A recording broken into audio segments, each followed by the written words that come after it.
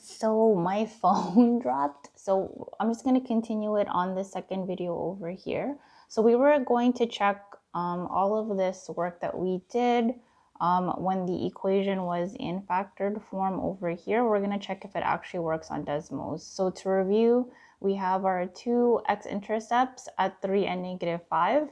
I have a y-intercept that I found at 0 and -45. And then I did the corresponding points that's symmetrical to the other side of the axis of symmetry at -2 and 45. And then our vertex we found algebraically was -1 and 48. So let's go to Desmos and let's plot that. So here's the equation in factored form. Here's the parabola. If I just zoom out a little bit over here. And let's check all of those points that we had. So here's our x-intercepts, -3 and 0, -5 and 0 were good. We have here our y-intercept at 0 and -45. And then here is our vertex at -1 and 48. So right now we only have those 2 points. So let's find or make sure that we can check the other fifth point that corresponds to the y-intercept. So if I plot in y is equal to -45, I can see this line. Again, we'll make it dotted over here. And if I zoom in, I can see here at 0, -45, and this value that we found here was at -2 and 45. So here we have all of our 5 points. So those 3, and then we have our x-intercepts up here. Okay, so let's look at the last question that they didn't give you a solution to. So we're going to graph this one for number 3, x squared plus 10x plus 21. We're going to graph this that's in standard form. So let me just change my board.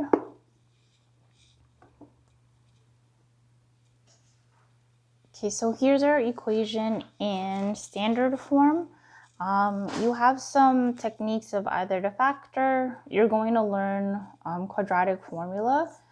It's not necessary. You guys can do the algebraic technique for that later, but let's try to find 5 points to graph this. So again, if this is in standard form, a point that's important for us to easily identify here is the y-intercept. Again, if I wanted to find the y-intercept, I would say let x is equal to 0. And then again, if I substitute 0 in here, and I have 0 multiplied in here for this x, this becomes 0, this becomes 0, and then I'm left with this value at y is equal to 21. So our y-intercept automatically would be at the value of 0 and 21.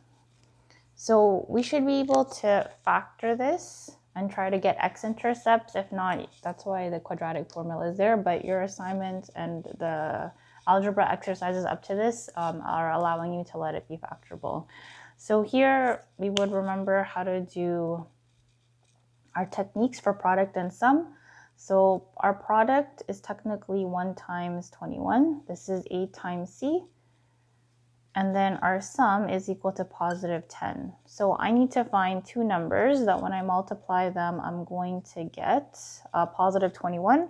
And if I add them together, I'm going to get positive 10. So let's check. Numbers that multiplied at 21. Really, 1 and 21 is the only one other than 7 and 3, but it's 7 and 3 that I think of more often. So I know that these 2 numbers multiply to positive 21, and they also add up to positive 10. So let's put them in our brackets.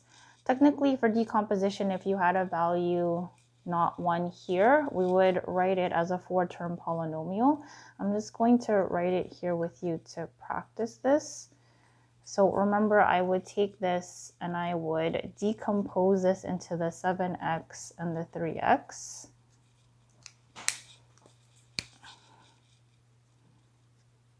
And then if I really wanted to continue with this decomposition, I would ask myself, this is a 4-term polynomial. What's common between the first 2 terms?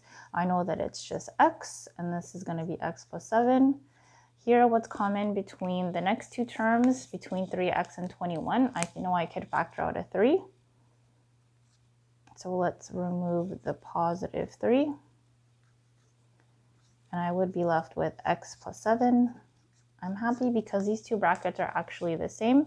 So when I write that in factored form, I would get what's common between here and here. It's the x plus 7. And then what's left over, it would be x plus 3. So this is what's common that I would divide both out, and this goes in here to whatever is left over. But technically from this step, you can go automatically to this step. This is just kind of reviewing with you decomposition. So now that it's in factored form, this is very similar to what we did in the previous exercise, is that I could obtain x-intercepts, I can find the axis of symmetry, and I can also find the vertex with the corresponding y value.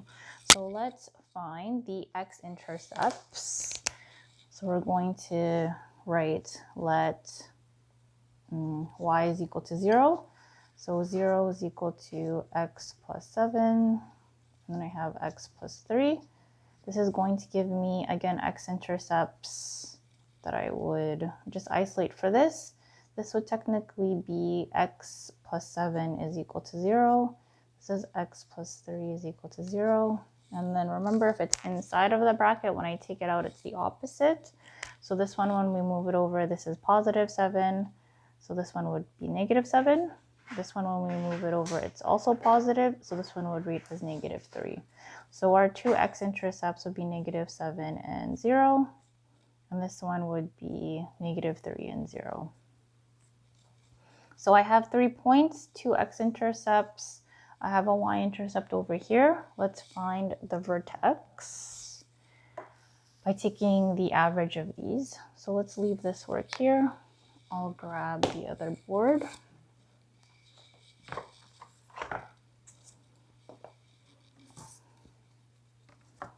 So to find the axis of symmetry, your axis of symmetry, I'm going to take these two x values, negative 7 plus negative 3, and I'm going to divide all of this by 2. And then negative 7, I owe you $7, I owe you another $3, so I owe you $10 in total. We're going to divide it by 2. So this is going to be an axis of symmetry at x is equal to negative 5. So I'm going to use this value to find the corresponding y value for our vertex. So if we know that the x value is negative 5, let's try to find this y value here. So if I have an x and I want to find a corresponding y, we're just going to substitute it into the original equation. You can substitute it into vertex form, in factored form that we found, which is technically easier up here. Or you can obviously do it for the original, which is this one over here. I'm going to do it in factored form just because it'll be easier for me to multiply. So let's do that substitution. So we're going to write y is equal to x plus 7, x plus 3. Anywhere that I see x, I'm going to substitute this negative 5 instead. So let's write negative 5 plus 7. This is going to be negative 5 plus 3. So here I'm going to get a value of positive 2. Here I'm going to get a value of negative 2. And then our y value is going to be negative 4. So our vertex is going to read as negative 5 and negative 4. So that's technically our 4th point. And then for the y-intercept, again, we're going to use the corresponding value on the other side. So let's sketch actually what we have first, just so we have a clear picture. Let's go over here. Our vertex is negative 5 and negative 4, and our y-intercept is positive 0 and 21. So let's draw something like this. You're going to draw something way neater than this.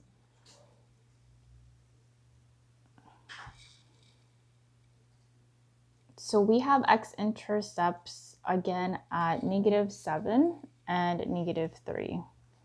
So here is our x-intercepts. So let me extend this over here.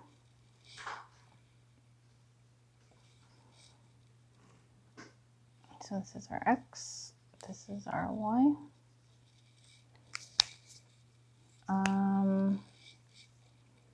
1, 2, 3, 4, 5, 6, 7. We'll put -8 here as well. And then I'm going to go for the vertex all the way down to -4. So 1, 2, 3, 4. So here our vertex meets.